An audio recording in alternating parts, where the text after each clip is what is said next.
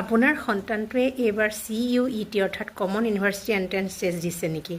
তেনেহ'লে আপুনি অভিভাৱক হিচাপে আপোনাৰ দায়িত্ব এটা আছে, তাক কেইটামান বস্তু লগত দি পঠিওৱা আৰু এটা কথাৰ ওপৰত গুৰুত্ব দিব লাগে। মই কৈ দিছোঁ শুনক, মোৰ যিহেতু ল'ৰাটোৱে এবাৰ হাই ছেকেণ্ডেৰী পাছ কৰিছে আৰু সেইমতে মই তাক পৰীক্ষা দিয়াব নিছোঁ আৰু মই দেখা অসুবিধাবোৰ মানে যিবিলাক দেখিছোঁ তাৰ অভিজ্ঞতাৰ ওপৰত ভিত্তি কৰি মই এই কথাষাৰ ক'ব খুজিছোঁ। প্ৰথমটো হৈছে কি, আপুনি এটা ট্ৰেন্সপাৰেণ্ট ফাইল কভাৰ লগত তাত 3টা বস্তু দি পঠাব।